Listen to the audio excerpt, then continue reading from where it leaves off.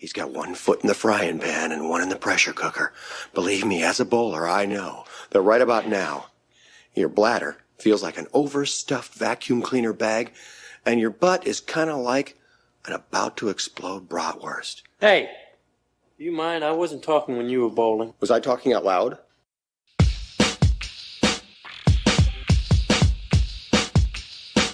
Welcome to Munson's at the Movies. My name is Kyle. I will once again be your host, joined by the rest of the Munsons. Want to give them a wide berth. He's what is called a born loser. A real Munson. And talk a little bit about what's going on in their worlds. We'll start this time with Rigby. Things are good. Just waiting for the Oscars next month. I think the last time we had spoken, the nominations hadn't been announced yet. And so, yeah, the next month I'll be trying to watch as many as the Best Picture nominees as I can. I've kind of taken a beating the last couple of years without watching them. And, you know, the fact that I just watched Parasite, the winner from 2 years ago, about 2 weeks ago, I'll try to be ahead of it this time. James. Nothing, dude. Just powering through grad school and trying not to feel like shit. I'm struggling more with the latter. So this is my flu game. I'm going to do my best. You're here. No time off. No time off for you. That's right. You're out of sick days. That's really what this is. You're out of Munson sick days. So yeah, you know, we have a pretty shitty HR. So terrible benefits too. Next fiscal year, we'll replenish. Yeah, I gotta roll over the podcast PTO. At $27 per person. Case, what's going on, man? Not much. I think I'm excited to talk a little Lena tonight. We'll see where it goes by the time we're done, though. So usually Case is the one that has really great stories. I have a hilarious story for you guys. James knows this because I shared it in a different text group. But I was doing a presentation at Virginia Tech on last Sunday. And I'm in the middle of the presentation, and one of the members has an emotional support dog. And it's like a large golden doodle, and it's super friendly, and it's walking around, minimal distractions. So I'm cool with it. I'll let it walk around, do its thing. It tries to like go up behind the stage at one point. So it's kind of funny. We get about 2/3 of the way in. I look, and this is like watching a car crash happen in real time. This dog goes to the front on the stage, turns towards the crowd, arches its back, leans down, and takes a huge shit on the stage. Nice. Right in front of everyone. And I sat there, I saw it coming, I went, oh no. And all of us, like, it took so long that people already had their phones out and have photos of the dog shitting on the stage. So I think it's a metaphor for my presentation style. Personally, I think the dog was commenting on it. Did everybody start clapping? Everyone just laughed hysterically, and we'll never forget that presentation forever. Can that dog leave podcast reviews? How many dog poops for this movie? Well, 2 charts. Did you get the dog's name? That might be my new social media. Posey is the dog's name. Like Parker, but Posey. I'm going to troll our own podcast and talk shit to you guys the whole time as Posey. Posey the golden doodle. I'll send you the photo so you can make it your avatar too. The dog just shitting on the stage. But what I'm excited about, hopefully he doesn't take a shit on our stage, but I don't think he's capable of such things. We're excited to welcome back Tony Gebhardt of FlicksXRayed to the podcast. He is the host of FlicksXRayed, a weekly podcast featuring a roster of people who join Tony to discuss and review all types of films. They put out a ton of content. It's like a book club for movies. When he's not watching movies, he spends a lot of time playing D&D and has a monthly Pokemon D&D stream on Twitch and runs a 24-hour-long zombie survival D&D session every November to raise money for children's hospitals. So he's got a heart of gold, people, if you're listening. That's Tony. Tony also works as a programmer for the Okotoks Film Festival and volunteers with a number of Calgary area film and festivals and podcasting events. So he is our Canadian guest for the podcast. You can find FlicksXRayed on Spotify, Apple Podcasts, or wherever you listen to your podcasts. He previously joined us for the Seth Green episode, and he's making his return. Welcome back, Tony. How are you, and how's the FlicksXRayed world? It's going well. We just finished recording our wrap-up of last year's scavenger hunt, because one of the things that we do every year is a scavenger hunt where we have a bunch of random movie categories, and we have to find movies that fit them.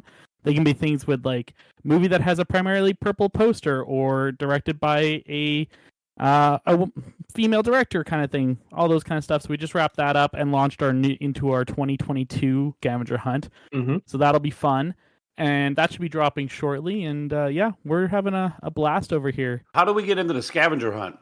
I want the Munsons the movies to be a part of it, not participate in it. Yeah, what's the category? right? That fits that. 5 really ugly dudes who run a podcast. Nailed it. Fucking nailed it. That'll narrow it down. Right. Well, Tony, glad to have you back, man. Excited for the journey, and let's dig into this episode, man. Hell yeah.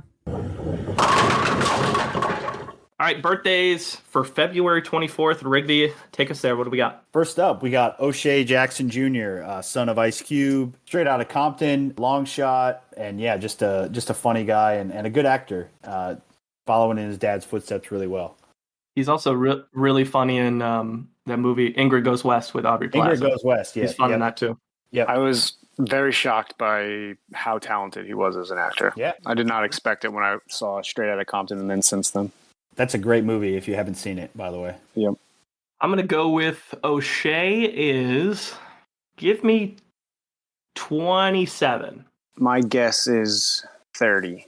I'm going to go 32. Oh, I was about to say 31. Damn it. You still can. You can split it. If you want that window, have a good time. Yeah, screw it. I'll stick with 31. You chose a good window. He's turning 31. Nice job. There you go. All right, so next up we have Daniel Kaluuya. Get Out, Black Panther, Judas and the Black Messiah, rising star in Hollywood. How old's he turning? Recent Oscar winner. Won his Oscar last year. Yep, that's right. I'm excited to see him in Nope. Trailer looked good. Oh, yeah. Oh, that trailer looked dope. Yeah, very creepy. I think he is 32. Yeah, 28. I'm thinking 33. Turning 33. Gave me that window, you son of a bitch. I'll go a little higher. I'll go 35. Tony wins again, 33. Oh, Come on. He Right was on born the the same nose. year as me. Sorry, guys. I knew that. If you get this right on the dot again, Tony, I will have to accuse you of cheating. It will just have to be a thing. You get 2. The third one is when it gets fishy. Yeah, the third one gets a little suspicious. I will say at 33, Daniel Kaluuya has put together already a hell of a career, so he'd be really fun to cover one day. Last but not least, Mr. Billy Zane. His most famous role is most likely Titanic, but we all know him from his cameo in Zoolander, obviously. At least James does. Zip it, Zane. Billy Zane is 55. 60. I'll split the middle. I'll go 57. That was the number I was going to say, so I'm going to have to be a dick now and say 58. Ah, you son of a bitch. I love it. He came to play. All right, he's turning 56. James? So James wins there. Okay. Almost stole it from me. I did. I tried. Yeah. No hands. I thought Tony was going to say 56 again. I was about to be like, no way, this is crazy. Love it. Happy birthday to everyone else who turns whatever age on February 24th. 5 actors that we threw onto the wheel. They were, for this episode 56, we had Rooney Mara, Rigby's favorite. We had Christina Ricci. We had Heath Ledger, rest in peace. Ava Mendez. This is a great wheel. Top to bottom, this is just a solid wheel. Yeah, it was fun. A lot of wheels you get, like one name, you're like, And I don't think there was a loss with any of these people. But it didn't matter because the wheel selected Lena Headey. And Tony decided to join us for Lena. So we're going to dig into it. She's got 92 credits on her resume, 23 TV roles, 13 of those are recurring. She's done 9 shorts over the years, 7 TV movies, and has also voiced characters in 4 video games. So she's done quite a bit in entertainment. Before we get into the career, though, we usually start with James to talk about a little bit of actor trivia. Take it away. So, Tony, I don't know if you remember this, but we do 2 truths and a lie. I'm going to read off 3 facts here. 2 of them are going to be true about Lena Headey, and one of them is going to be about one of the many cast members of the ever-expanding Fast and Furious franchise. You have to guess which one is not true about Lena. Or which actor from the franchise. You don't have to do that. It is more fun. You get bonus points in the Munson score when we inevitably rate you if you get it correct. So yes, you can guess that as well. You're hot tonight, so you might as well keep it going. Based on how you're doing, I think you'll be all right. So fact number 1, her great-grandfather was Harry M. Warner, one of the founders of Warner Brothers Studios. Fact number 2, has been featured on United Kingdom Royal Postage, something that usually features only living members of the monarch or members of the royal family. Fact number 3, as a child, she mistakenly killed one of her pets by putting them in a jacuzzi. I know the corresponding Fast and Furious character for all of those. Which one's a lie? They're all lies. No, they're all lies. There's no These are truth. We all know Charlize Theron killed her pet, so that one's easy. that one's gone already. Despite being a fairly outspoken person, her personal life is very private. And so finding things about her that weren't like tied to relationships she's had was pretty difficult. I'm going to hit the low-hanging fruit, and I'm going to say the postage one is the lie, and that's Helen Mirren. Good guess. It's a really good guess. I don't know. I'm pretty sure that postage one is true because of Game of Thrones. Wouldn't be surprised. Wait, she was in Game of Thrones? Yeah. You ever heard of it?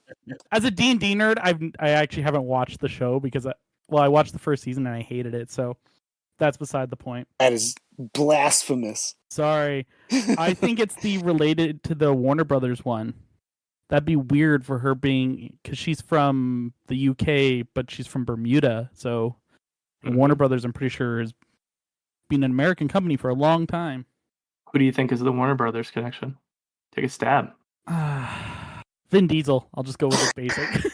That would be Go with the OG. Yeah, he chose his stage name Vin Diesel because he tried to distance himself from the Warner family. He got away from family, so he got out of it. He's only making the 10th film of a franchise. He doesn't care about money at all.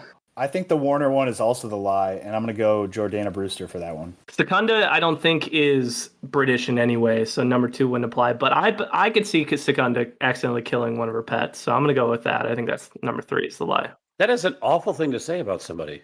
Listen, process of elimination here. I don't want her to be a killer of, but Secunda would. I think she's the one. I said mistakenly killed a pet. I can confirm that it was not Secunda Wood who killed their pet by accident, and it was Lena Headey. As a child, she owned a couple hamsters and a couple goldfish, the latter of which she once decided needed a bubble bath in her jacuzzi. Boiled it. Oh, geez. Yeah. Obviously, she boiled the goldfish alive, and I found it ironic because as an adult, she's very proudly vegan, has actually been a spokesperson for PETA, ironically enough. But yes, she's very honest about that mistake as a child. Fact number 2 has been featured on United Kingdom Royal Postage, something usually features only living members of the monarch or royal family, is true. That was actually a rule that they had in place up until 2005 when the royal family, I guess, realized that some of the rules that they have are completely asinine. And in 2018, because of the success of Game of Thrones, she was on postage, but as Cersei Lannister, which I think is pretty badass because Cersei was the queen. You're on the queen's postage. I enjoyed that fact a lot. And fact number 1, her great-grandfather was Harry M. Warner of the Warner Brothers fame. That's not true. That's actually a Cole Hauser fact. He's famously known for starring in Good Will Hunting, Dazed and Confused, and as Carter Verone in Too Fast, Too Furious. That's right. I found that so shocking because he always plays like kind of like a dirtbag in all the movies he's in. He's like the sketchy looking dude, and he couldn't be from a more wealthy family. No shit. He doesn't mean not sketchy. That's true, but he comes across kind of like a gangster and everything. He was in the cave with Lena.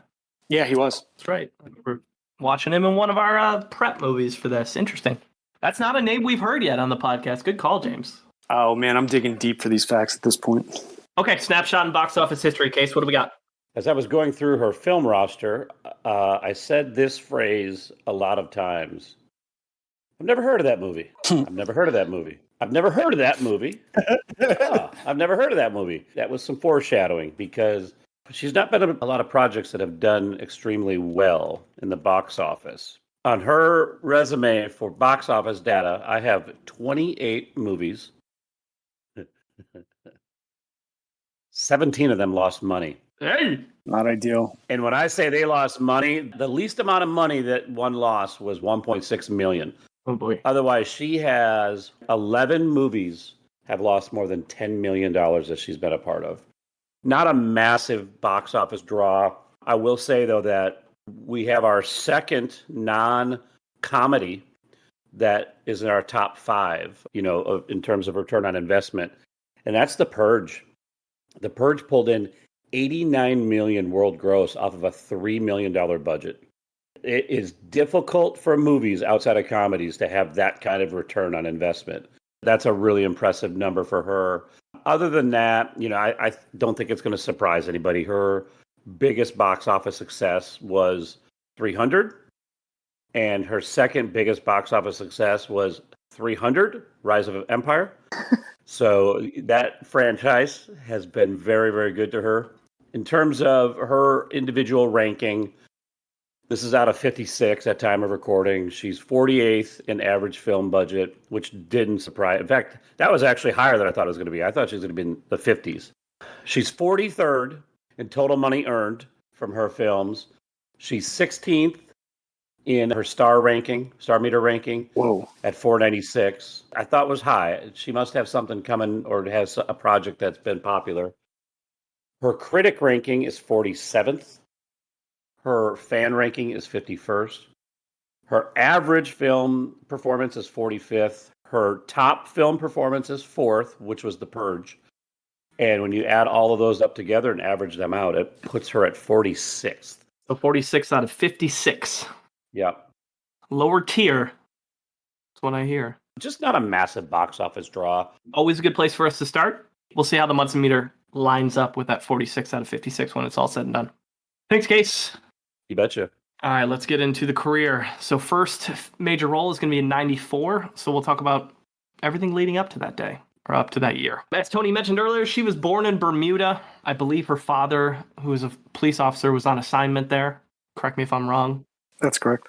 She did a bunch of ballet as a child. It was kind of her first entry into the arts. And she was first noticed in the acting world at the age of 17 in a production at the Royal National Theatre. When you say that she did ballet early, that makes some sense because a couple of roles I watched, she's doing some pretty elegant fight scenes, getting nerdy about those things. I mean, it looks like she has very good footwork, really good balance, and it's convincing her ability to to fight in those situations. We'll talk about it, but she's definitely built a career on being a good villain, right? And engaging in some physical combat. I just rewatched Gunpowder Milkshake today, and she's got a lot of action scenes in that too. I think it's a good point. So she got into acting around the age of 17, got noticed, and that led to her first role ever, which was in Waterland as young Mary in 92. A role alongside Jeremy Irons. All the reviews seem to indicate it was a pretty solid film and that she's quality in it. Was this the movie with Kevin Costner where they drink their own urine? Yep, that's correct. That's Waterworld. Oh, this was the sequel. My bad. No, this is the prequel. Prequel, there you go. You got to have Waterland before it becomes Waterworld. It starts on one continent. That reminds me of the Ali G skit when he's like, did you think that Richard Nixon deserved to go to jail after what he did in Waterworld? Not Watergate. But yeah, I did read decent reviews of it. It's got a 6.6 on IMDb. So I wish it's something I could have checked out, but that's where she gets her start, working alongside a heavyweight in Jeremy Irons, for sure, earlier in her career. After that, did a bunch of TV. Not untypical, a lot of British television. So she was in 2 episodes of Spender in 93, a couple episodes of How We Used to Live. She did 3 episodes of Soldier in 93. And then her next big movie was alongside Emma Thompson in The Remains of the Day as a character named Lizzie. Century, played Miriam in 93, and then a couple TV movies. So busy over that first couple years between 92 and that's really 2 years, and that's about 7 or 8 projects. So when she starts to get into the world, she's getting a lot of work. But her first major role was in 94 in Rudyard Kipling's The Jungle Book. This is my review this time. When I saw that this was my review and that's how the rotation was going, I was pumped. Because I don't know about you guys, I watched this movie a ton when I was a kid, and I hadn't seen it in 15 years. All right. It's been a long time. So I was excited to look at it in my adult 33-year-old lens to see if it's stood the test of time over the years. So I'll dig into it and then I'll toss it out to you guys a little bit. So I loved this as a kid. I used to beat this game constantly on Sega. I used to play the Jungle Book and beat it in 45 minutes. So I've always been a big fan of the Jungle Book story with Baloo the bear, Kaa. I've always liked the Jungle Book story. It's directed by Stephen Sommers, who did movies like Odd Thomas, G.I. Joe, Rise of Cobra, Van Helsing, and he did the Mummy movies, Mummy Returns. Thank God. I was like, if you didn't bring up the Mummy, I was going to be upset. His best ones, right? Exactly. I was just going chronologically, or I guess backwards in this case. But he also did Deep Rising and The Adventures of Huckleberry Finn. So He's done some really good, I think some pretty good movies over the years, and I would put this into the same category. I think it's stood up. What's interesting about this film, right? The animals don't speak in it, so you're working with trained animals. They worked with over 200 trained animals on the set, including 50 tigers and 14 wolves. So kind of a dangerous set to be on, but they did a lot of the takes with the tigers and Shere Khan and those just like in a studio without anybody who didn't need to be there on set to limit any risk issues. It was originally an independent film, is what I learned, until Disney got involved and bumped it up from $12 million to $30 million. Gave them the $18 million bump for their production value. So that's always nice. If you haven't seen it in years, it's got a pretty cool cast. Sam Neill plays the father of the story, Carrie Ules, but he plays the bad guy, and he's great. He's the one character I always remembered over the years. I think he's a good baddie in this film. John Cleese is in this, and it's actually Jason Fleming's first role ever, it was kind of fun. He plays kind of the sidekick to Carrie in the movie. The rest of the stuff I found really interesting was, they talked about like working with the animals, which ones they liked, which ones they didn't. They loved working with the orangutan that played King Louis. He like peed on the screen and swatted it all over the place. So similar to the dog who shit on the stage for me last weekend. That's why you like the dog. Yeah. But what it reminded me of is that this movie, at its core, it's a love story between Mowgli and Kitty, who is played by Lena Headey. If you don't know the story, they were friends as kids. She gives them her bracelet from her mom. Basically, he ends up disappearing into the jungle. They think he's gone forever. He pops back into the scene many years later once they're adults. And Lena, she's 20 at the time of filming, so she's pretty young. Her character is really the only female character that actually matters in this story. This would not pass the Bechdel test, not in the slightest bit. This movie, it's mostly male characters. But I will say this about her character. Her character and the way she plays it is brave. She's sassy. She's very curious. And she's the empathetic core of the story. It was actually kind of fun to watch her in this role because it's very different than seeing a lot of like the villain stuff she's done over the years. And I will say this is something I started to pick up on her and I noticed as a theme. One thing I think her character does really well in this movie is she uses nonverbals incredibly well to speak emotions, because her character a lot of times it isn't actually verbalizing, but it's just seeing fear, it's seeing curiosity in her face. And if you watch a lot of her roles over the years, I think she does that better than a lot of actors that we've covered. So I was a big fan of that. He like kills the guy over a waterfall, and there's this joke about life going on that had me dying too. So I thought it was funny.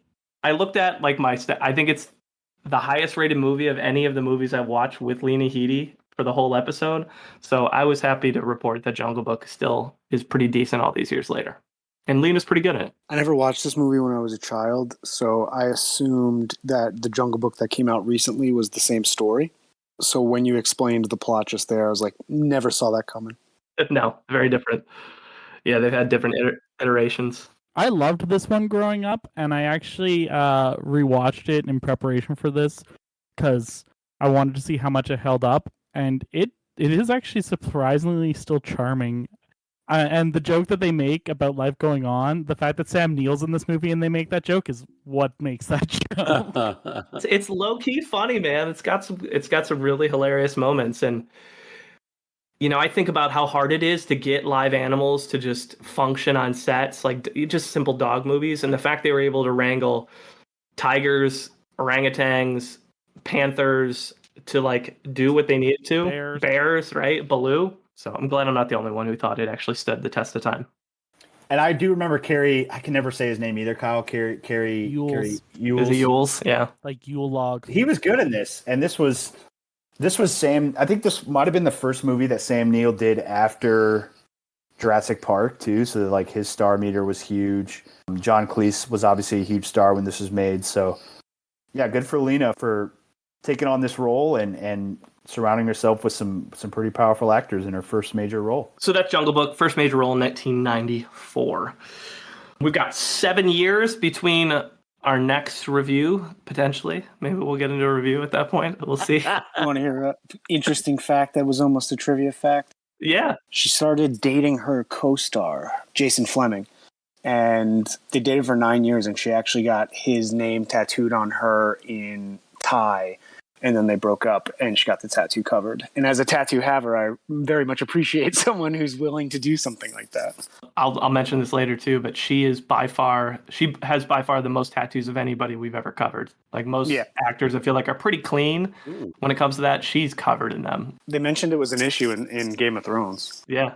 Puts the makeup people to the test on every set. As someone who is covered in tattoos, I appreciate when I realize someone's covered in tattoos, but they show up in film and you can't tell. Like Angelina Jolie. So do I. Yep. I wonder if she's lost out on roles because they didn't want to have to put her through the makeup ringer. No, I doubt it. It's just they just like wear a t-shirt or something. You know, it's like you can cover it. I hope not. It's pure conjecture on that part. If Tom Hardy can do Bronson, where they cover up all his tattoos so he can be 100% new, they will do it. I was trying to like go through them to see if any of them were like super, you know, like funny, like because we covered, who was it? Sam Rockwell has the cock tattoo on his arm, and Hemsworth has the Dr. Seuss tattoo. I was like, all right, maybe she's got something, but no, they're just all like really pretty designs. And I was like, wow, well, none of those are funny. Like, women are less likely to get those dumb tattoos. Yes, you are correct. Nailed it. So 95, she's in a movie called Gentlemen Don't Eat Poets or The Grotesque. Same title, same movie, depending on where you find it, or if you're looking on IMDb or Rotten Tomatoes, where it's a movie that's pretty much led by Sting, and she plays a skeptic of the butler that is Sting, who is essentially like sleeping with the maiden of the house and causing all sorts of problems. And she's pretty solid in that movie too. I don't know if anybody else saw it, but in the words of Robert Downey Jr. from Tropic Thunder, she shows some emotionality.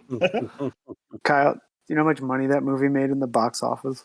No, probably not much, because it has 2 titles. I'm actually pretty sure she got that role because of her connection with Jason Fleming, because Jason Fleming worked with Sting's wife. Ooh, interesting. Oh, for Lock, Stock, and Two Smoking Barrels, which is why she probably was put forward, because a lot of the stuff that Sting does in that kind of regard, he works on word of mouth. They don't actually hold auditions. That's pretty badass. Yeah, that sounds pretty accurate.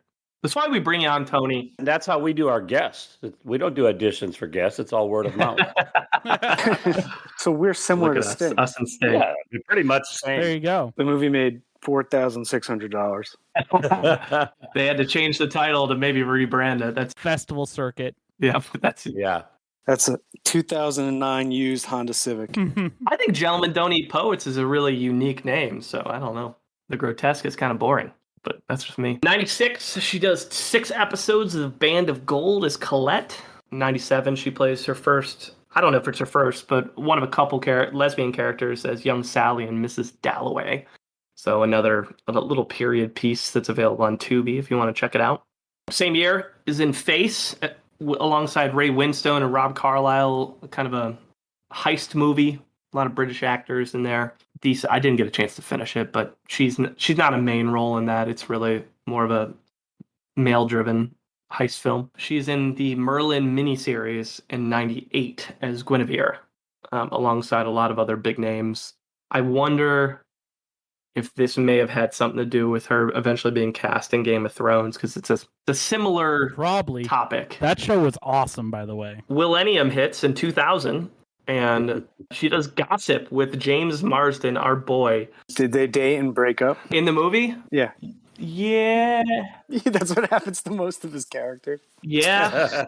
Was he a shitty boyfriend again? He is a sleazeball in that movie. Yep, there you go. It's a decent flick. It's all about like the danger of gossip and what it could do.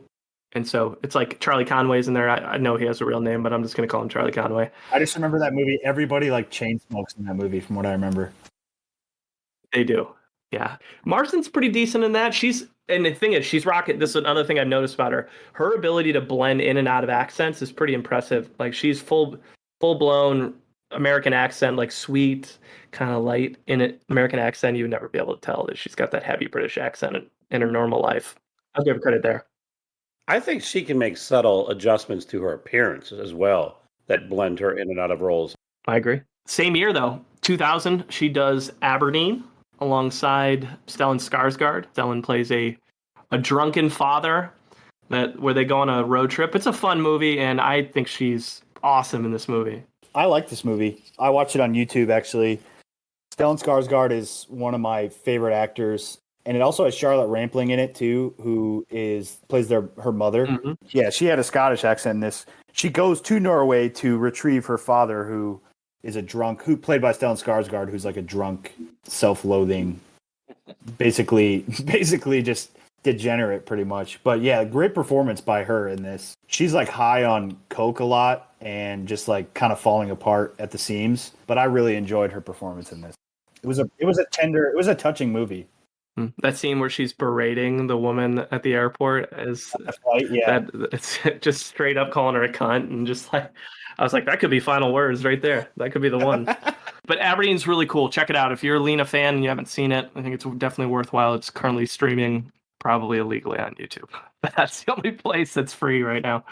And then a couple more movies before Largest Critic Gap: The Parole Officer in 2001.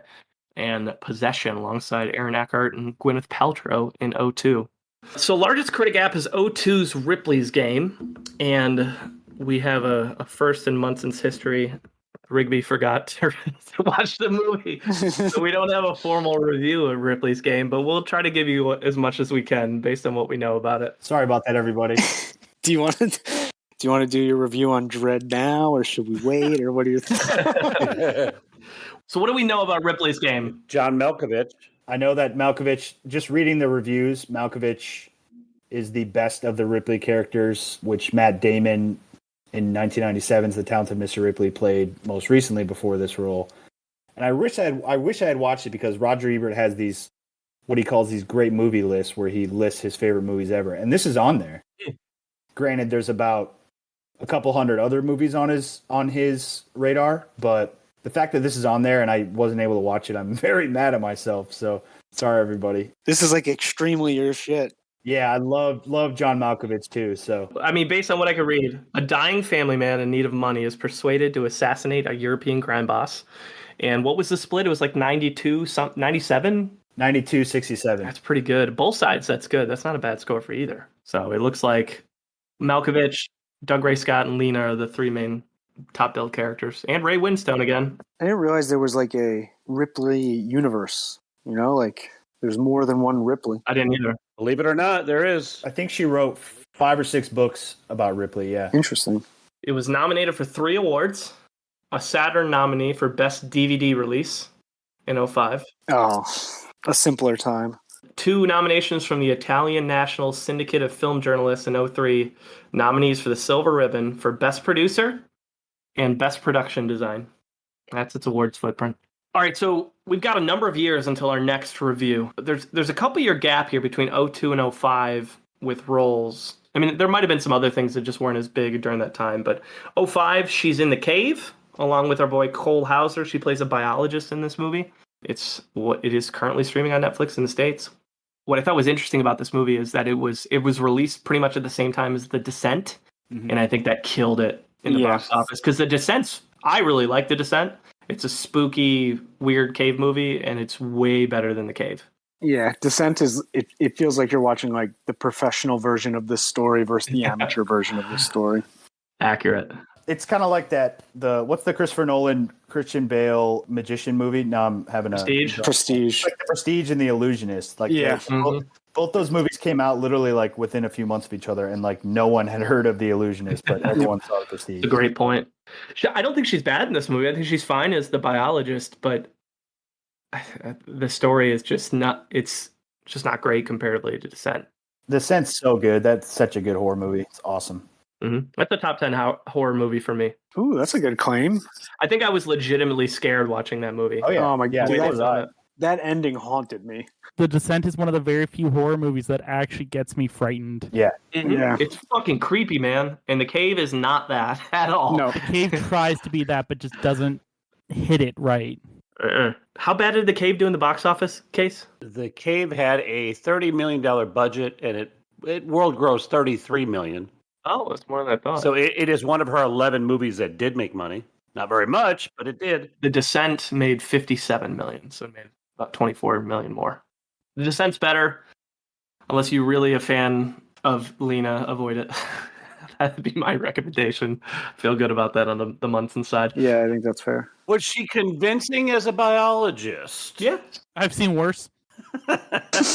Yeah. I thought it was fine. I appreciate you guys answered my sarcastic question, honestly. I want to hear some worse biologists. She's one of the 2 people that survives, I believe. Spoiler. That's an important character. If you survive the horror movie in a cave, Yeah. that's a big win. You're an important character to that story. Good job, Lena. Maybe she needed to die. Maybe the movie would have been better if she died.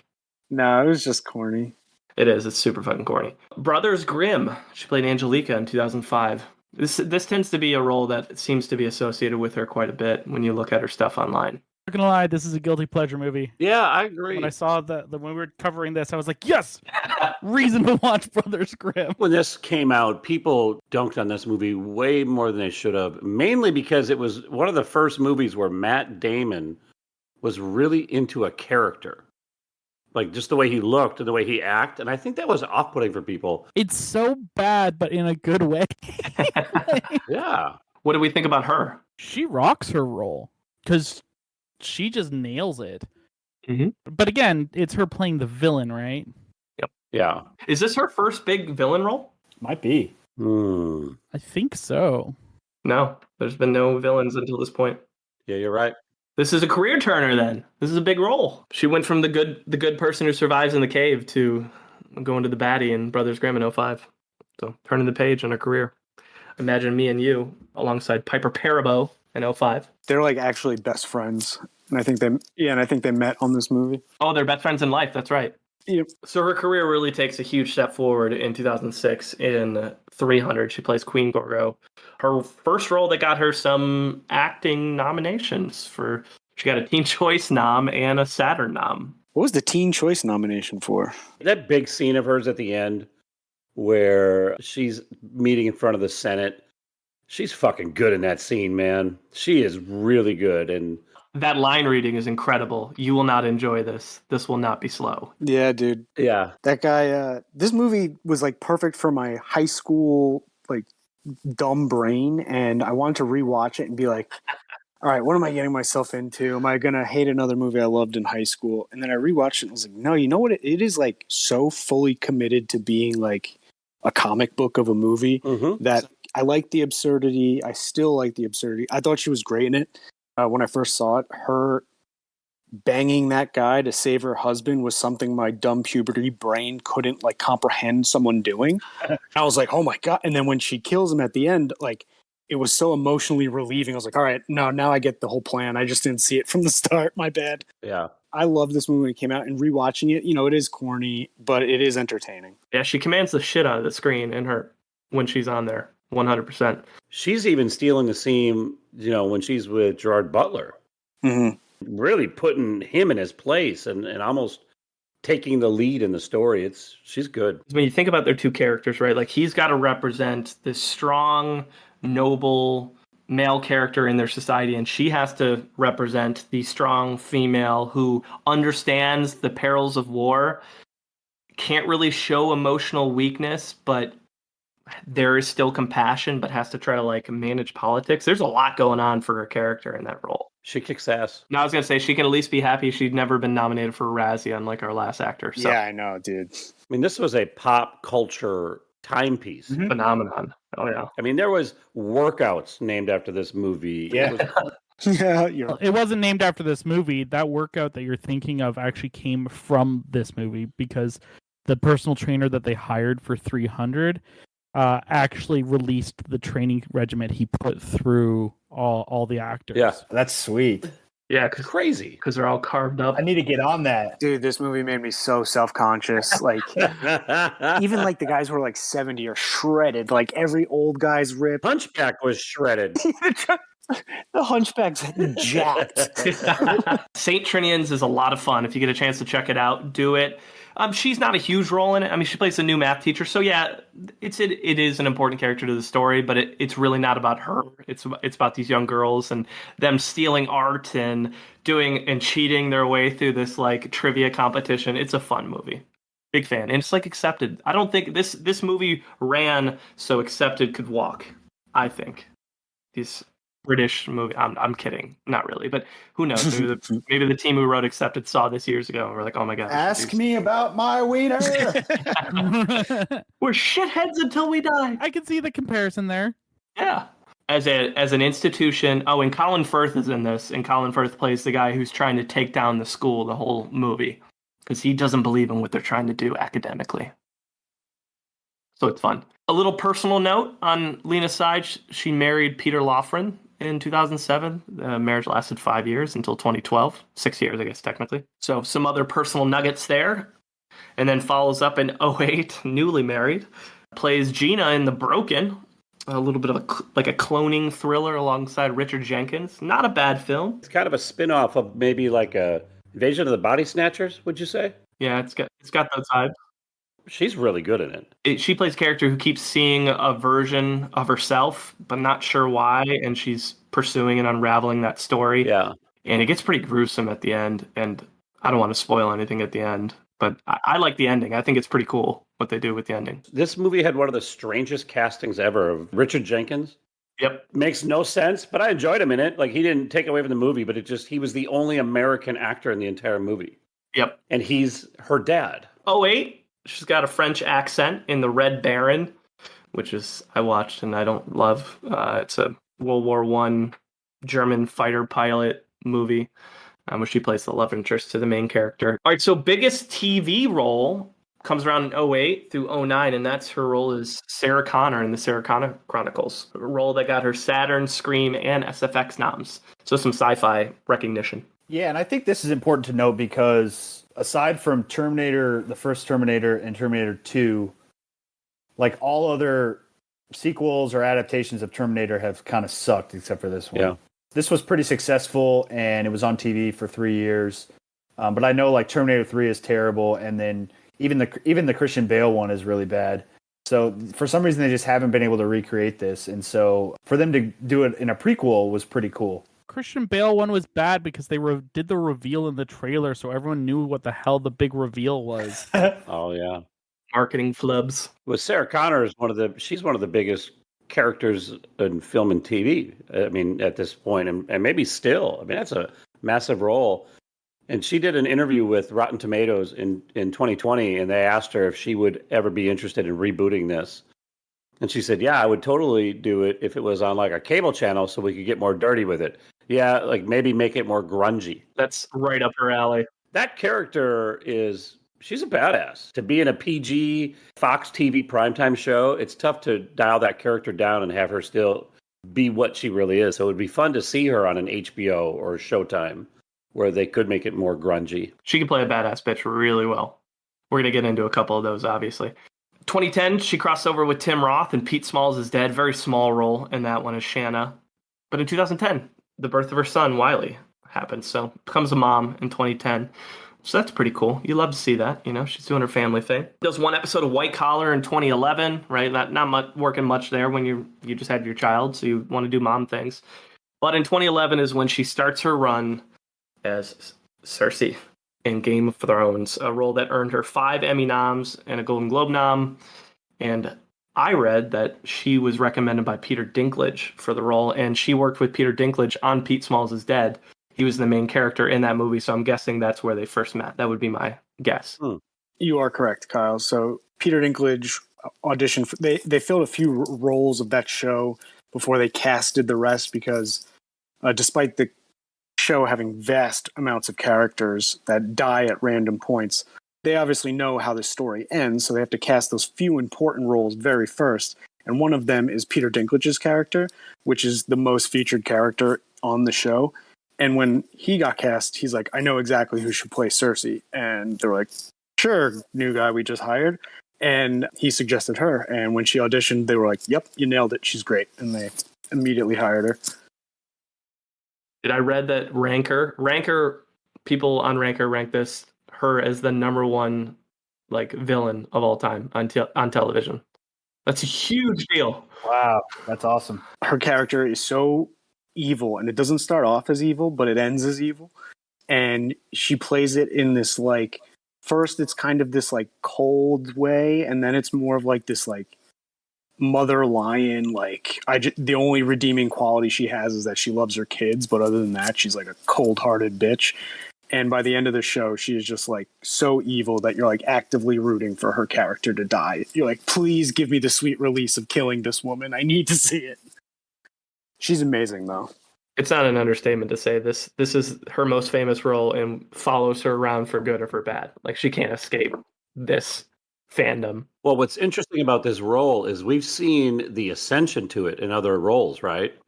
We've seen her, being the badass in 300. We've seen her being a villain in other, we've seen her carrying the story. It's almost like her career has built her to this role, and she just nails it.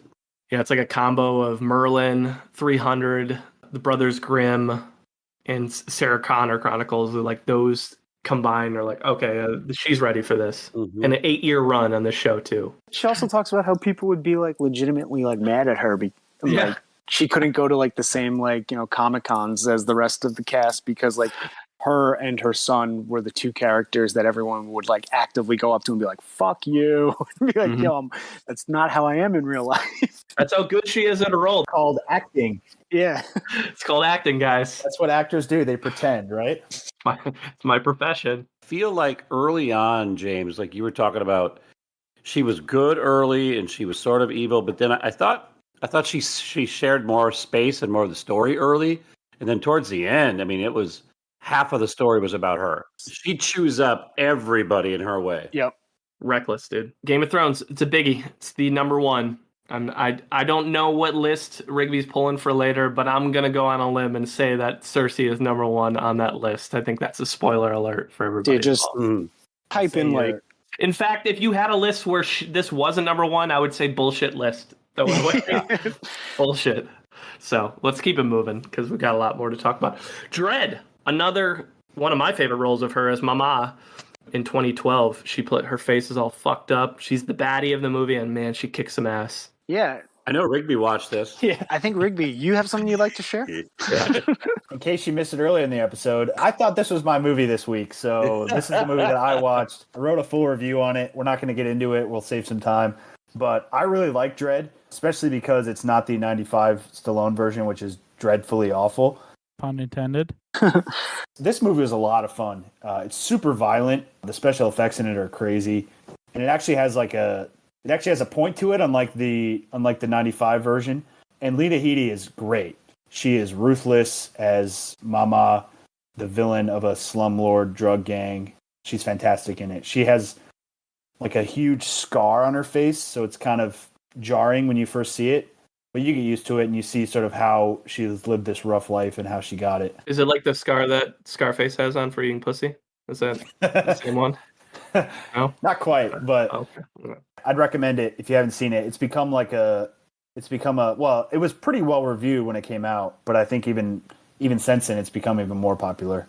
This was my first time watching it. It was for this podcast, and I was pleasantly surprised. It's really fun. You're right. It's They kind of set the scene early in the movie, and you realize like it's going to be hyper violent, and it's this dystopian future, and you're like, cool. I kind of get where this movie's going, and it doesn't try to be anything like more than that. It's like, yeah, here's where we're going. We're going to tell a story. It's going to be action-packed. Enjoy. When she orders 3 drug dealers to be skinned alive and thrown off the building in the first 10 minutes of the movie, I knew it was going to be fun.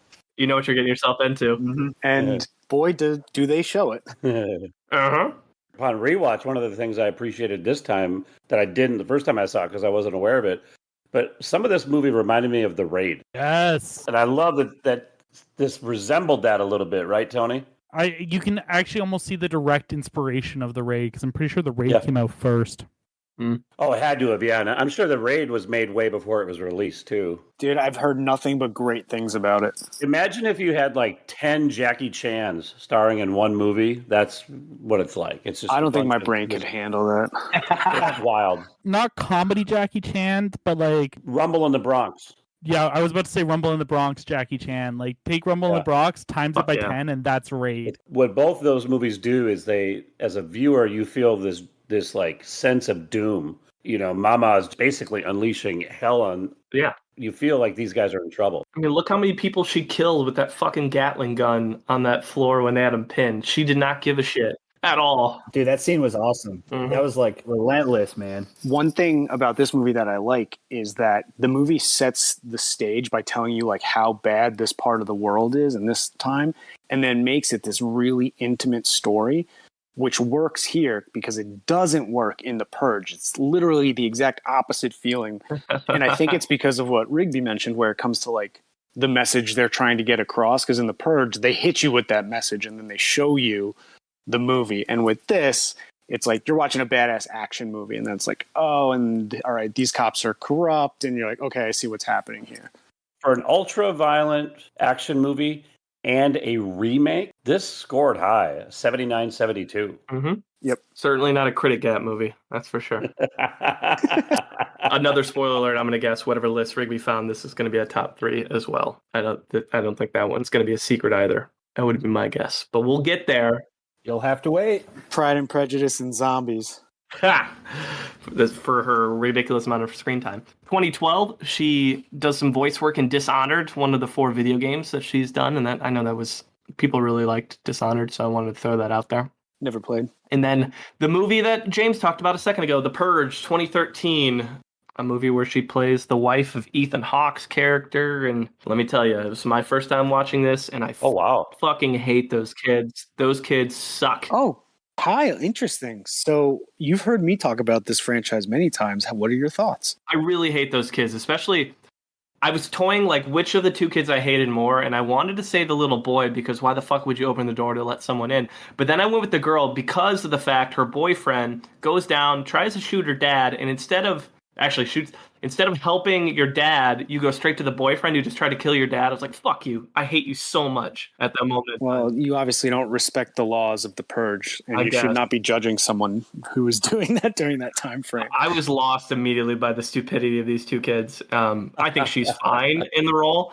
Like, I think she does desperation well, but the kids just drove me nuts. I love the premise, and they've made 5 of these, and they haven't nailed how to put it on screen yet, in my opinion. For anyone who doesn't know what the Purge movies are about, it is for like 12 hours, one time a year, and Americans are allowed to commit any crimes they want, and they can't be like held accountable for them. So what happens is people go out and kill, and they get all of it out of their system for that hour, and for those 12 hours, and then they show like America's thriving because of this, and like there's so many ways you could take that story, and they just can't really put it on screen. So with this one, like you hear that, and then they make it this movie where you're locked inside this house the whole time, and you're like, oh, like we've seen, home invasion movies before. Like that's not why we're watching this. We're watching this because it's this cool premise. Yeah. The one thing I give this movie a ton of credit for is I think it's a creative premise. I agree with you, James. I'm an Ethan Hawke fan, so I like most of the stuff he's in.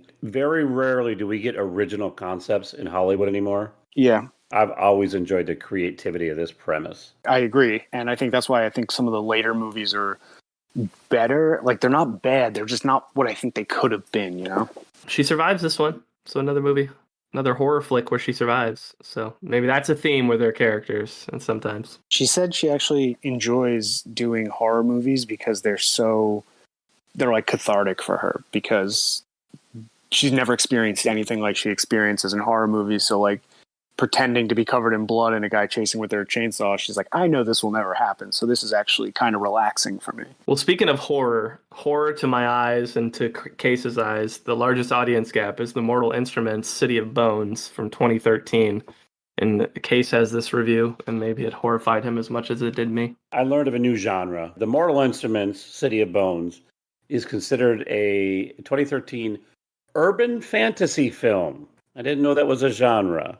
So urban fantasy is a really cool genre where it takes the concept of like fantasy things like werewolves, stuff like that, vampires, but you put it in more of a modern setting. In an urban setting, the books that do it really well are The Dresden Files, which is like a private eye, except for he's a supernatural private eye. Super cool book series.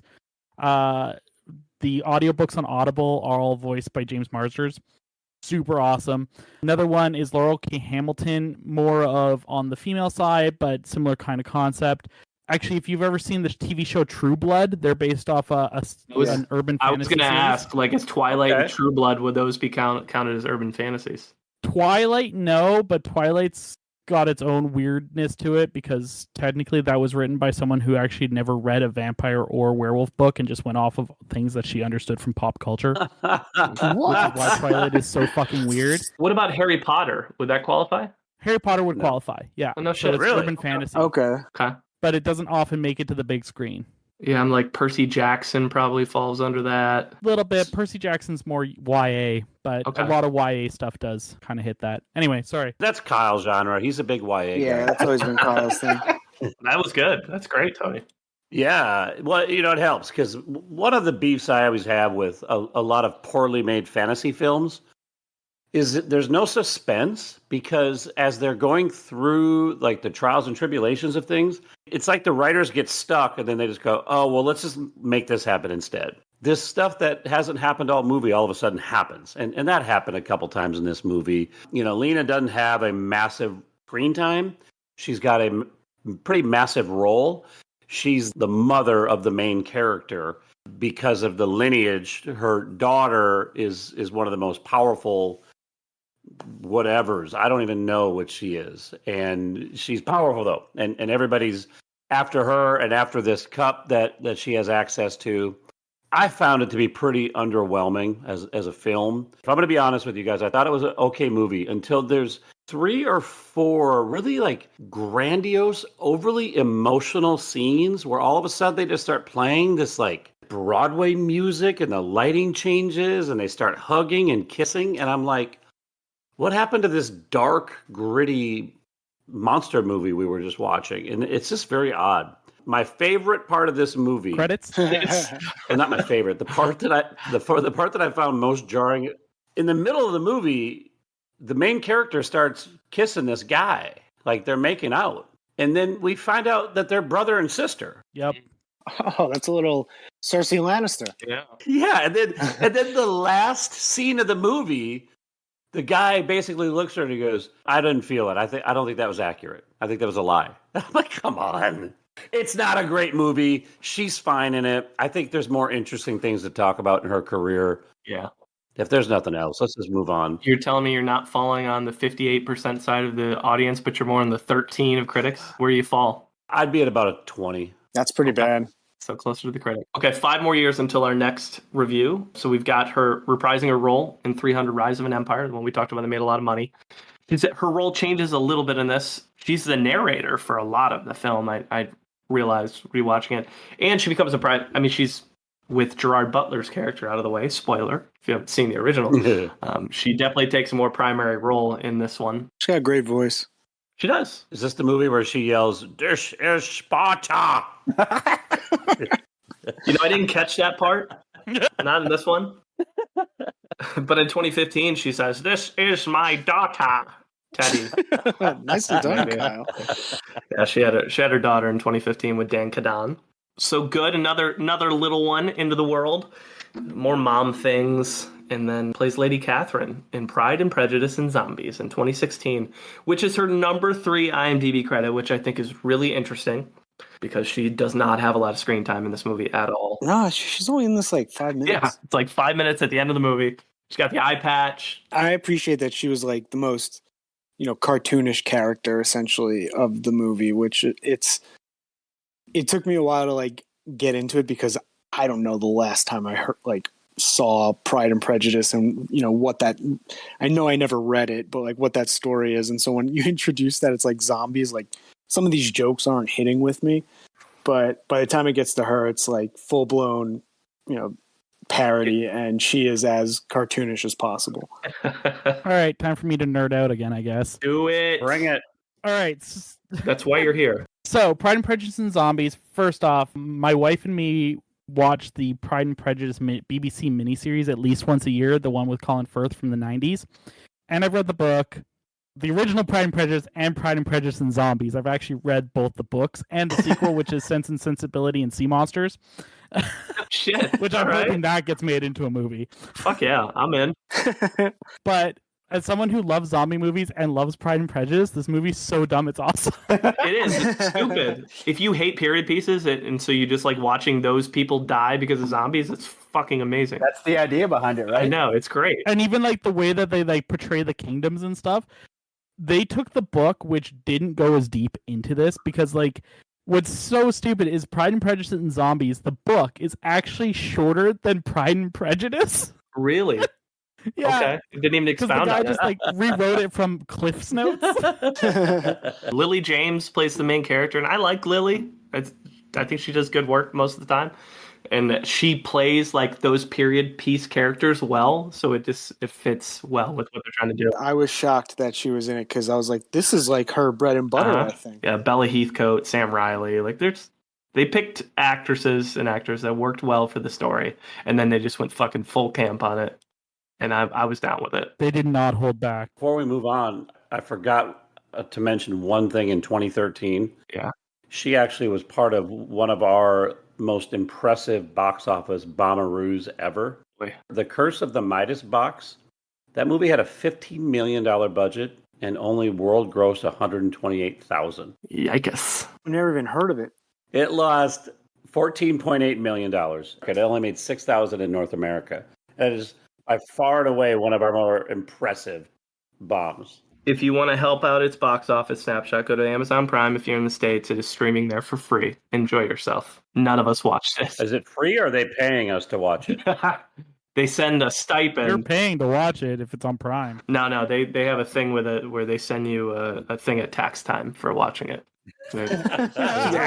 Tax credits. That's why this movie is losing so much money. They have to give tax credits. Listen, whatever you got to do to get people to pay attention to your movie. There are only so many podcasts like ours that cover actors that are in movies like that. So. Amen. Thumper, 2017, plays Alan. James, I know, has some thoughts on this one. Dude, it was shockingly good. She's a side character in it. I was really impressed by Pablo. Is it Schreiber? Is he related to Liv? I believe they are. Where I first learned him from Orange is the New Black, because he plays a fucking sleazeball in that too. Yeah, he's the prison guard in Orange is the New Black, right? It's like asking. That's like my question once upon a time. If it's Orange is the New Black, it's either a prisoner or a prison guard. Those are the two. Oh, that's a great. Well, yeah, you know what, Kyle, you're right. Yeah, but no, he's great in this. He plays like a military vet turned like small time drug dealer, and Lena Headey is a undercover. She's like the person who manages undercover cops, and so you don't see it for like the first half hour. Spoiler, but one of the main characters is an undercover cop, and she's like the cutthroat. Like, I don't give a shit how hard your life is. Like, you're doing this job for a reason. Try to figure this out. She's remorseless, bro. Like, her character does not give a shit at all. It feels like she's like hazing the new girl into like, you know, the undercover kind of vice life. And it was a enjoyable movie.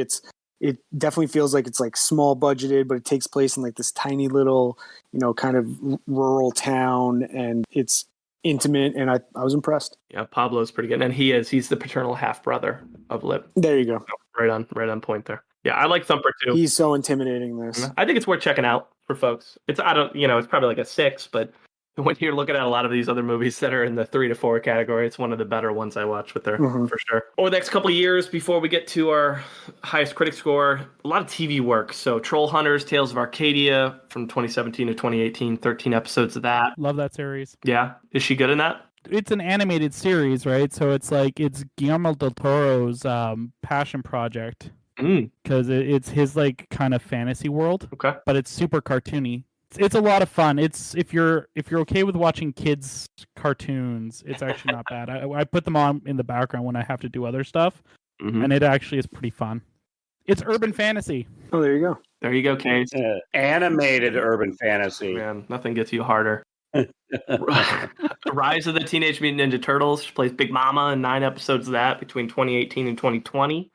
And then joined Alicia Vikander and Gugu in the Dark Crystal Age of Resistance as Maudra. So I never watched Dark Crystal, but it's got great reviews. It does. It is so good. It was pretty solid. What makes it good? the story is very captivating, and without getting to spoilers on that, but the characters are gorgeous and so well done. Okay. It was Jim Henson's son took it on and took all of his original sketches and what his original story concept was, and then took it to a bunch of screenwriters, and they developed it into what it is. So it was what Jim Henson had originally wanted with The Dark Crystal, but wasn't able to do with the budget and the resources he had at the time. And so his son took it to that next level. There you go.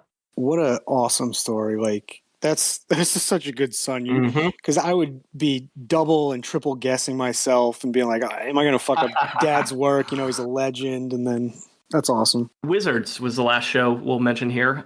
Plays Morgana in 2020, 9 episodes of that as well. So a lot of TV between 2017 and 2020, which isn't surprising when you had your daughter in 2015, because TV tends to be a little bit more reliable in terms of the schedule, right? Versus being on set somewhere halfway across the world. So that makes sense to me for someone who's trying to raise a daughter and a young son.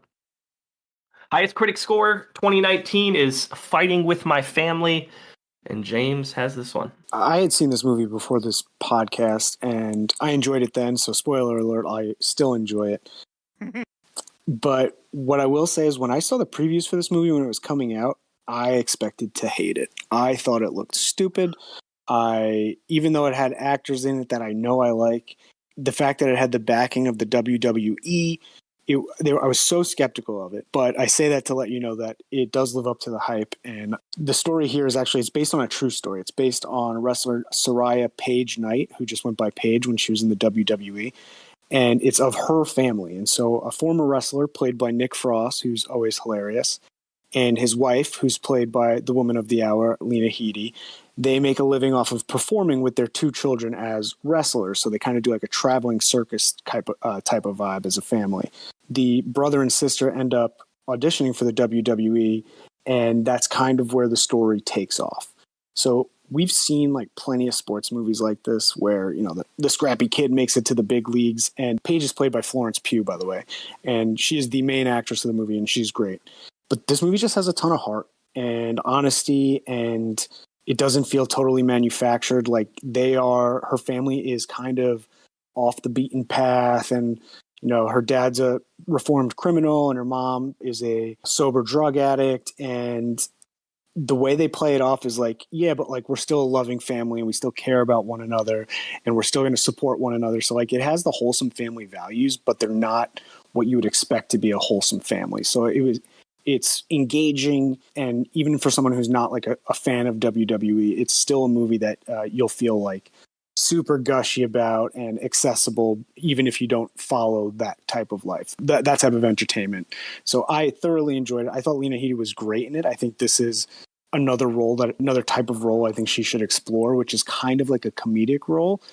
In this, her and Nick Frost have such good chemistry and such good like one-liners that they bounce off of each other when they're introducing themselves to their son's girlfriend's parents, who are like very prim and proper. Like, well, how'd you meet? And she's like, I was trying to kill myself with heroin, and my husband here just got out of prison. And like, oh my God, what crimes did you commit? He's like, well, it was mostly like violent crimes, but then like some violent burglaries as well. He's like, yeah, but like we're good now, like we're fine, like we love each other. And they like start making out in front of them. I thought it was so funny, and it's fascinating because it is a true story. So like if you enjoy those kind of heartwarming stories, you know, maybe it falls to some of the cliches of those, but because it's true, you give it the benefit of the doubt. So it was very enjoyable for me. I'm with you, James. I really like this movie. I like this movie too. I'm in the same boat. I love this movie. I actually watched it while I was in the UK, which is funny. Look at you. Method.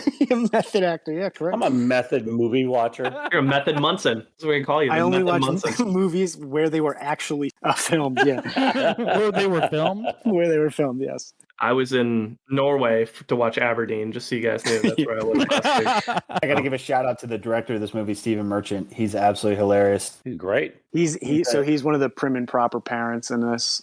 So that was funny when I learned he directed it as well. This is the first feature movie that he wrote and directed. He did Hello Ladies, but that was an offshoot of his character from, I think, the HBO show. So this was his first original. Hello Ladies is absolutely hilarious if you haven't seen it. Yeah, it's funny. It's one season on HBO, and then they were in the middle of the second season, and then it got canceled, so they made a movie out of it. but I recommend that. Yeah, Steve Merchant's hilarious, and I really like Fighting with My Family too. I think it's a great role for her. I agree. These are the type of movies I hope to see her do more of going forward. I think she's a phenomenal character for that type of story. Love it. Highest critic, sounds like everybody's on the same page on this one, so we'll keep her going.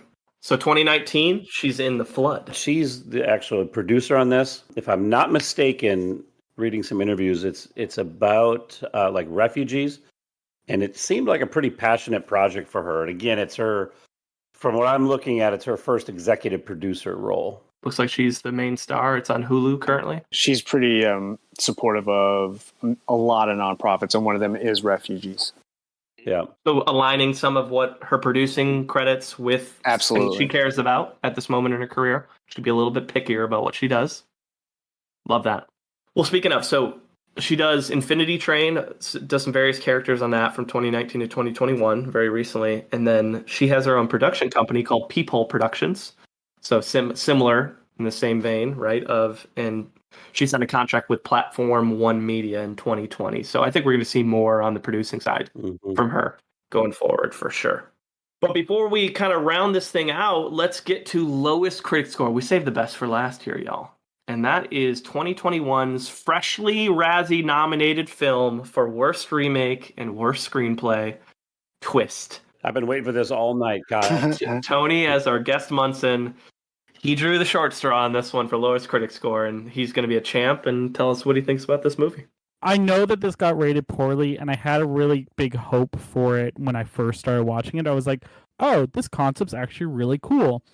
Because it's like, what they did with Oliver Twist is they were like, well, instead of making it like the classic book and that everyone knows, we're going to make him a modern day, orphan. But instead of being a kid, he's a teenager. And I'm like, okay, I guess. And instead of just ending there, they're like, let's make him a graffiti artist. And it's like, okay. And now let's make this a heist movie with parkour. Parkour. And I'm like, as cool as parkour was really big like a decade ago. Yeah. And those parkour sequences are long. They go for a while. Yeah, it's rough. And Michael Caine is awesome in this. And it's like, okay, Lena Headey, no, not her best performance. No. Not even by a long shot. Half the time I'm confused as to what she's doing, what her motives are. It's pretty plain. I almost feel it's the director is the reason for this one and why it's so bad. I think it's a cross between the director and the screenplay because like the dialogue is just not fun. It's like it tries to be cheeky, but it's not cheeky. She's lucky she didn't get Razzie nomination for this role. She's the worst performance in this movie. Yeah, her character is it's almost like textbook overacting, where she's trying to be really sinister. And we know she can do sinister. The character just doesn't make any it's over the top for the story it's trying to tell. That's what I took away from it. Yeah.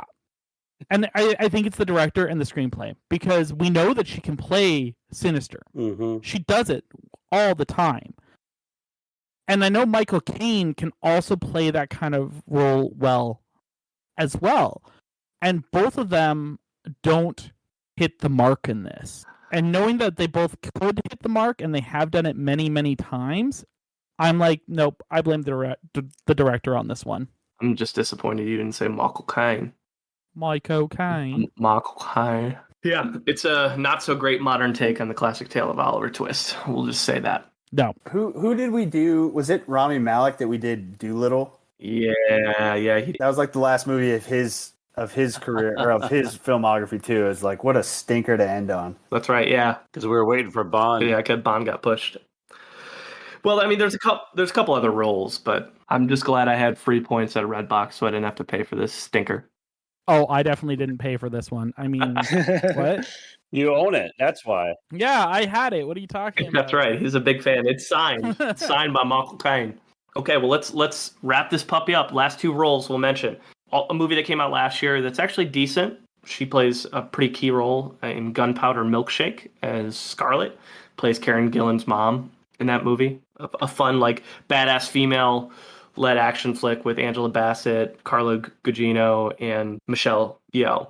So it's on Netflix. It's all right. I just don't get the Karen Gillan fascination. I can't tell if she's like doing a Keanu Reeves impersonation in every role she has, or it's like, is she just always monotone and like emotionless? Like, Yes. that role's already been filled by Keanu, all right? Like, you can't let him have his thing. And comparatively to Avengers and Duel, which we watch at Sundance, that makes sense. She keeps getting major roles, and so I think I'm just out on, like, I'm missing the Joker. I'm missing the vibe everyone else gets. Because like when I watched this movie, I was like, wow, yeah, it's, you know what, it's pretty. I think it's a little predictable. I think it's cool action that they never really like get too much like you're not just like that emotionally invested in it. And I just don't think I like Karen Gillan. You discovered that today? Yeah, dude. It was Matt Smith's primary companion for his run in Doctor Who. She's Scottish, isn't she? Her accent think is, so. yeah, she's Scottish. Yep. I would say this about Gunpowder Milkshake. There were two movies that came out last year very similar, this and Kate, and I prefer Kate, which is Mary Elizabeth Winstead, female action story. The cast in this is crazy, though. It is. It's just, the movie was just okay in my mind. And then finally, Masters of the Universe Revelation, a number of characters, over 10 episodes in 2021. And that brings us to top performances. Rigby, we've been sneak previewing this. What do you got for us? All right, so I got a list from January 2022. It includes television and film. It's from MovieWeb, which bills itself as the premier online destination for movie enthusiasts. And what year you said it went until? January 2022, so it's recent. Let's go. Okay. Very, very recent. Fresh off the press. Twist sadly did not make the list, unfortunately. Damn it. It was eligible, though. I thought the parkour would have surely put it on the list. So, can I just guess that the obvious 1, 2, 3 are going to be Game of Thrones 1, 300 2, and Dread 3? That'll be my sequence of guesses. So 2 of those 3 are right. Oh. Game of Thrones is number 1. Oh. And 300 is number 2. Number 3 is something else aside from Dread. Oh. Dread comes in at number 6. Interesting. Okay, let's go. The Purge? The Purge is number 7. Brothers Grimm might be number 3. Number 9. Oh. Fighting with My Family? No, that's not on this list, which I'm disappointed. Interesting. Yeah. Terminator, Sarah Connor. That's got to be number 3 then. Yeah. Yes, that is number 3. Okay, that makes sense. I'll allow that. Yep. Did Jungle Book make it? Number 4. Let's go. Kyle's on fire. Fuck yeah. The Wesley Snipes vehicle, The Contractor. Nope. He wanted to get that one in. It wasn't in the show notes. He's like, let's go. That popped up so much when I was looking up movies. I was like, I'm not doing it. Tony, you got a guess? She does so many TV things that I'm wondering if one of those sneaks in there, and I'm wondering if Dark Crystal with Madra. It's not on here. Nope. That's a good guess, though. I like Good that guess. guess. Great guess. Give me Aberdeen. It's got to be on there. Nope. Fuck A. That's stupid. I don't like that. I know. What about the movie you loved, Rigby, Ripley's Game? That's not on here, which the critic must not have watched it either. How about State Trinians? Nope. Merlin with her as Guinevere. Merlin. Nice job. Number 5. Guinevere. What are we missing? We're missing 8 and 10. 8, 10. Okay. Did we talk about both of them? Yes. The Cave? The Cave is number 10. Nice I job. mean, she's fine in that. It's just the movie's not great. Yeah. Pride and Prejudice. Nope. Is it 300 Rise of the Empire? Nope. It's Red Baron. Nope. Damn. Imagine Me and You? Nope. It's recent. It's recent. That's my hint. The Flood. Oh. Gunpowder Milkshake? Gunpowder Milkshake. Scarlet. Damn. Yeah, I didn't mind her in that. I mean, it's fine. No, I actually think she's one of the better parts in the movie. Yeah. So I think it goes without saying, and like you said, Kyle, her role as Cersei Lannister will follow her around the rest of her life, and that's a good thing because she crushed it, and that's her most memorable role in film and TV. And I think it's no wonder that it's number 1. Like, she's so amazing in that role. I think the rest of her career, all of her characters should just be named Cersei. Just lean into it. Everybody lean into it. Embrace it. Fuck range. Yeah. I'm just going to do this. I would say that usually with a role like this, kind of like Gandolfini, like, no one could really see Gandolfini in any movie as anything other than Tony Soprano. Yeah. That's how good. Yeah. Yeah, and I feel like that might happen to her, but she's obviously taking on humorous, witty roles like in Fighting with My Family, as opposed to the evil dictator that she is in Game of Thrones. Yeah, it'll be interesting to see where her career goes from there. I don't hate that list. I wish Aberdeen and Fighting with My Family were on there, maybe for a couple of the other on the back end, but I like the top 5 or 6. I think it's pretty accurate. All right, let's get into the Munson Meter.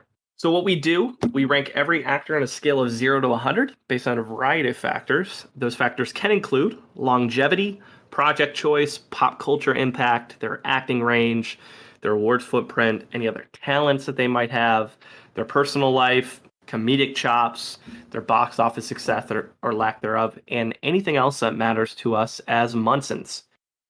So this time we will start with Case. One of the things that both helps and hurts her in my evaluation is she does do a lot of movies and a lot of different kind of roles, even if they're maybe not the best roles. But then she always offsets that with great other roles. And so I do feel like she's got pretty good range, but I don't know that we've seen her in good roles exhibiting that range. She's not a very big box office draw. A lot of the movies that we've talked about, I have never heard of before. I think she's an enjoyable and talented performer. She's played 2 of the most well-known female characters in movie and TV history, in Sarah Connor and Cersei. And so I'm going to give her a 68. James. So she's been in a bunch of shitty movies, and I don't hold that fully against her. Yeah. We didn't cover it, but she was one of the many actresses who actually spoke out against Harvey Weinstein. Yep. And she mentions that the first time he came on to her, she legitimately was so shocked by it. She thought he was joking and pretty much told him to fuck off. It's yeah, whatever. You're my grandpa's age, whatever, and didn't think anything of it. And then the second time he was a lot more forward, and she denied him and was very uncomfortable by the entire situation. And she never had another movie with Miramax again.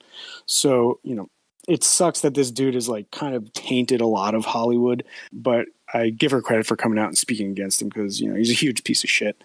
To her credit, Cersei is iconic. I found this cool note. She was only in 25 minutes of the final season. And so someone did the math and divided her salary by every minute, and she was paid $48,000 a minute for on-screen acting.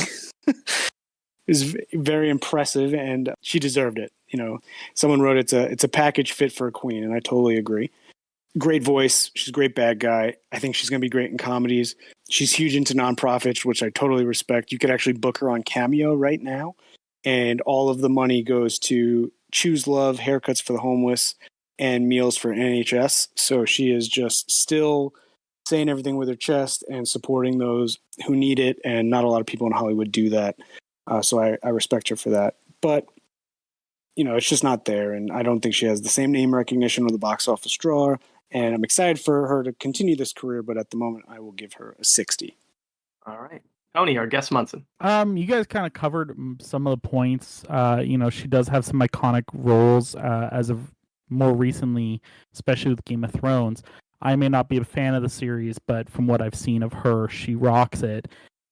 I'd sit around a 65. Okay. Rigby. Damn. You guys gave her low scores. Don't score shame. I think there's something I know we're a film podcast, but I think there's something being said with, and I say this kind of embarrassingly not having watched Game of Thrones, but I think there's something to be said that people consider her the greatest television villain of all time. That is huge. Yeah. Think of all the famous series out there with famous villains, and to have her number 1, I think is awesome. I think she does. I actually think she does have range. I think her performance in movies like Aberdeen, she shows a lot of heart and a lot of charm that I didn't know she had before we did this podcast. And yeah, and I think obviously, like I said earlier, she'll always be known as Cersei, and that'll follow her around forever. I think that's probably a good thing, but it'll be interesting to see, like I said, where her career takes off from here, because, it's a problem with, like I mentioned earlier, people like Gandolfini and people like that, who people just get so enmeshed in someone's mind that it's really hard to get them to picture them playing someone else. But I think she's very talented, and I'm going to give her a 74. I'll round us out. I have lots of thoughts on her. I love her nonprofit work, James, so I'll kind of echo you there. I love the fact that she's covered in tattoos and still doing the work and not giving a shit, right? Like, I love that confidence that comes with it. I appreciate her work with nonverbals as an actor. That's not something I've noticed a lot of actors do well. I think she does incredibly well. And the one thing I noticed watching a lot of interviews with her, one, she has this self-deprecatory humor that I found so charming. Like, she just shits on herself in she hates interviews, by the way. Hates them. She's so apprehensive to do them, but when she does it, she just makes fun of herself the whole time, and it's in a really entertaining way. So I got to give her credit there. I love that. She also has zero fear of nudity. We've spent this whole episode, we haven't talked about the fact she's topless in so many of her roles. She does not care. And I give credit to any performer, male or female, who is willing to be nude on screen numerous times like she has. She just, I stopped keeping count. I was like, oh, she's naked again, nude again, topless, right? Like, and again, shout out to her. I love how she moves in and out of accents. I think she does that pretty well. And she plays a major role in one of my favorite movies as a kid. And clearly people think she did well in that. And the fact she's one of the most badass villains ever, even though I'm not a fan of the show either, Tony, I respect the fact that she was able to do that. And the one cool thing I did watch with her, she did a segment with Bear Grylls doing some like adventure stuff. So like, you know, doing the fake survival stuff. Did they have to drink their own piss? No, they were like, at the end, she had to jump off a cliff into the water, and she hated it. And they showed like Bear on the back end talking about his experience with Lena, and he's like, the one thing that really stood out to me about her is she is refreshingly normal. And like, if you go to her Instagram and you like follow her life, like she is not one of those glitz and glam celebrities that just wants a spotlight on her. So like, it was refreshing to like look into her career and life, because I didn't know much about her. I enjoyed this process because I didn't know shit about Lena Headey before this. Her cameos are like that too. It's funny because it's just like her, like, I just woke up 5 seconds ago and I'm reciting what you told me to say. Mm-hmm. Like, she doesn't care. She's like, I'll just help people out, whatever.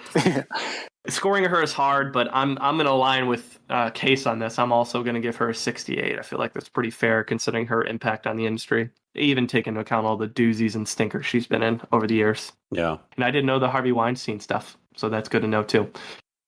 All right, with that gives Lena 67 on the dot, which puts her in 38th place.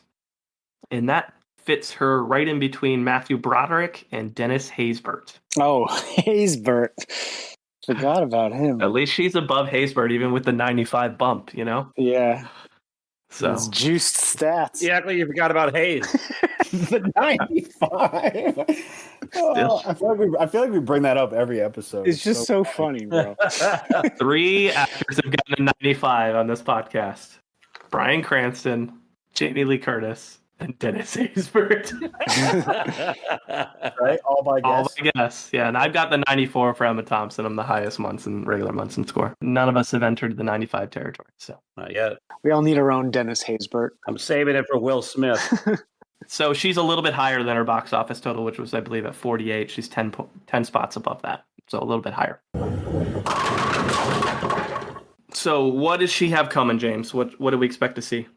So she has a TV series that sounds hysterical. It is a 5-part miniseries that tells the true story of how Nixon's own political saboteurs and Watergate masterminds, Howard Hunt and Gordon Liddy, accidentally toppled his presidency.